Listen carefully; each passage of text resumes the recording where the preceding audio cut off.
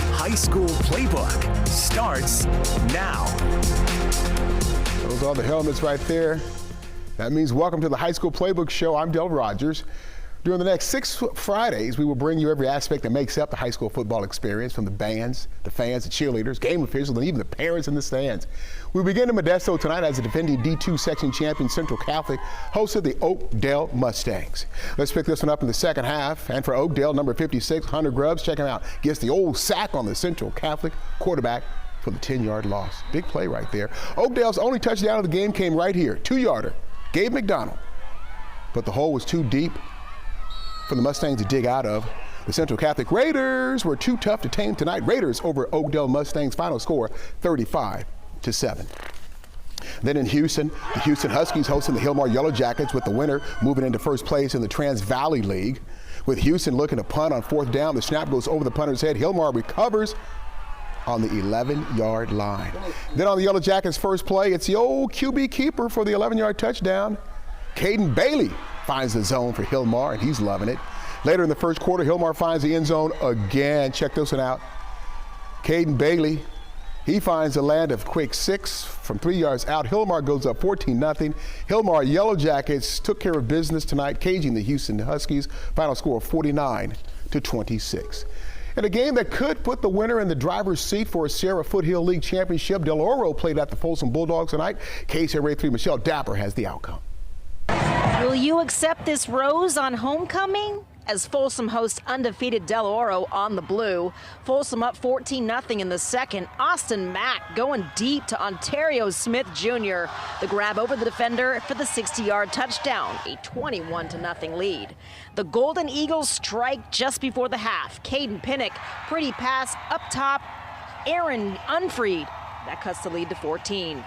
Folsom lights it up in the second half now. Mack finding Donovan Maxey Parlor, the 1-yard score. PAT's no good, 27-7. 5 touchdowns for Mack in this one. Del Oro driving now. The Bulldog defense is stout. Arion Smith steps in front of the receiver and comes down with the interception. Folsom finishes it off. Rico Flores Jr. The football field is also his dance floor. Bulldogs celebrate, handing Del Oro their first loss of the season, 34-7. It was incredibly competitive, you know, and like every single one of the players came out and they played really hard. I'll definitely give them that. They didn't flinch. They brought pressure. They played man-to-man. They cover 1, cover 0, and they said beat us, you know, and we tried, and we got a couple big plays. Ontario made a couple big plays. Great, best team in the league right now.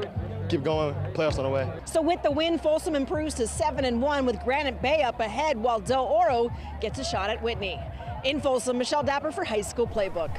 Thank you, Michelle. Now to another Sierra Foothill League battle. The Whitney Wildcats taking on the Oak Ridge Trojans tonight. This league game taking place in El Dorado Hills, where both Whitney and Oak Ridge playing in honor of former Trojans baseball player Bryce Bazor, who passed away this week from a rare form of bone cancer, with the number 2 on their helmets. Now to the on-field action. Oak Ridge fumbles on their opening drive, and the Whitney Wildcats would capitalize. Trevor Hargris connects with Phoenix Rose, and it's 7-zip Whitney Wildcats. But Oak Ridge would come barreling back. Maddox Vieira, he rolls right, fires to Gavin Malloy, and watch Malloy as he drags the defenders into the end zone for the 19-yard touchdown for Oak Ridge. Then Oak Ridge would take the lead for good. Maddox Vieira, he fires over the middle to Hayden Wilder, and that's another Oak Ridge touchdown. Oak Ridge Trojans, they improved to 7-1, whipping Whitney by a final score of 55-7. Now let's head to Rancho Cordova, where the Cordova Lancers hosted the Valley Vikings tonight. This one was a long night for Valley. Kevin Lewis takes it up the middle for the score for the Cordova Lancers right there. But Valley never threw in the towel. They kept fighting all night long. Check out the stop from behind the line of scrimmage right here on the running play by the Cordova, but they would recover the loose ball. They would get it back. And when Valley had the ball, in Cordova territory, they couldn't convert after the handoff. The ball gets loose from the Valley running back, and they somehow find a way to recover it, but they never found the end zone. Cordova wins big, downing the Valley Vikings. Final score of 46-0. As we do every week, it's time to show off our High School Playbook Great Clips Catch of the Week. And for week 8 of our high school football season, the Great Clips Catch of the Week was turned in by Jesuit High School, number 14, Carmichael Flannery. The guy keeps his concentration on the rock and comes down with the interception, turning in our KCRA 3 High School Playbook Great Clips Catch of the Week. Well, to keep our promise of bringing you every aspect of Friday Night Football, it's time to introduce you to our cheer team of the week, the 25-member varsity cheerleaders from Cosumnes Oaks High School in Elk Grove. The Wolfpack cheerleaders love to make their fans in the stands stand up and cheer every game. And whether it's home or on the road, they love to control the emotions of their fans. That does it for the first half of the High School Playbook show. Coming up after a quick commercial break, I've got our Fan of the Week plus our Epic Chevrolet Game of the Week. But for now, it's time to meet our High School Playbook Game Officials of the Week. The 5-person varsity crew. The crew chief in the white cap is Phil Lando Peterson. Phil Lando has refereed high school football games for only 2 years, and when he's not throwing his yellow flag, Peterson is a high school teacher in the Twin Rivers Unified School District.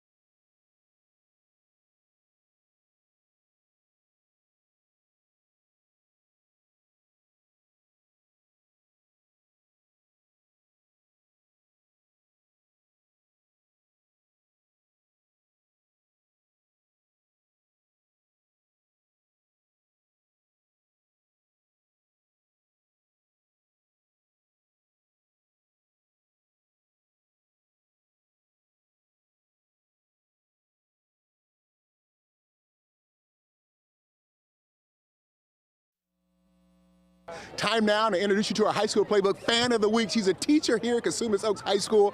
Kimberly Rosario, you're the Fan of the Week. How's it feel? Oh my God, this is so amazing. Go CO. I'm excited. We're going to win. Yeah! That's got to be a cool math teacher to have. All right, welcome back to the second half of the High School Playbook show. I'm Della Rogers. We begin with our High School Playbook Epic Chevrolet Game of the Week as your vote sent me to Elk Grove tonight. In a battle to keep in the hunt for a Delta League championship, the Cosumnes Oaks Wolfpack and Jesuit Marauders went helmet to helmet tonight. But on the opening kickoff, Jesuit took advantage. Caleb Dixon picks up the ball on the 20-yard line. From there, Dixon dashes 80 yards down the sideline, untouched, and into the land of quick six for a 7-0 Jesuit lead. Then on the Marauders' first possession on offense, they would score more points. And it's the same dude, Caleb Dixon, makes the catch, and 60 yards later, it's 14-0 Jesuit in the first quarter. Time now for a halftime update. To help me out is Bailey Rademacher. What do we got? Hey, we're live at Cosumnes Oaks High School. Currently, we are trailing 21-0, but hopefully by the end of the night, we will make a comeback.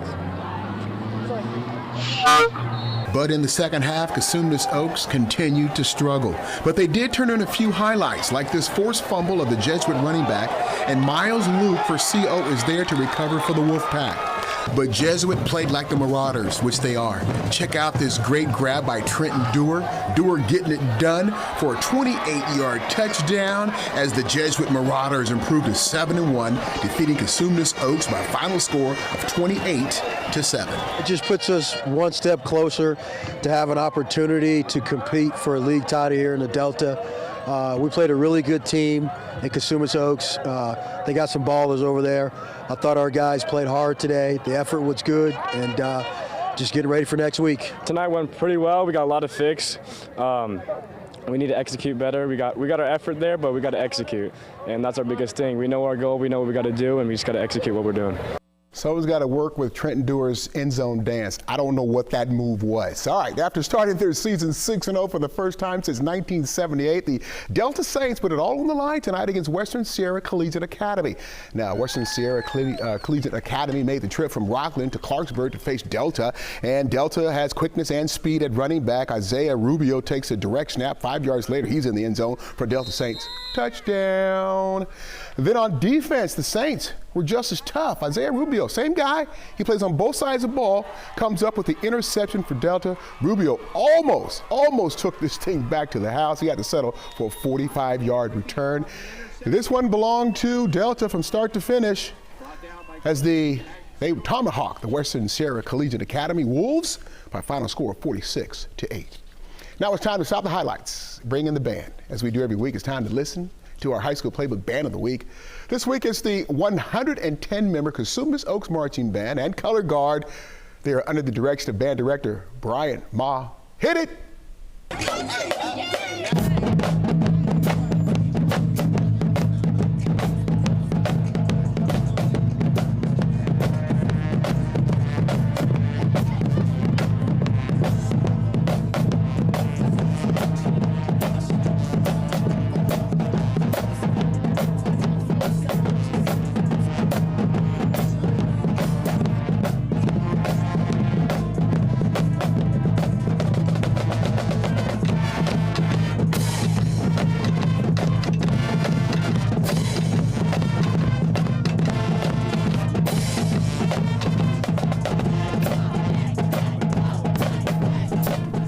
They got a lot of rhythm in the stands there.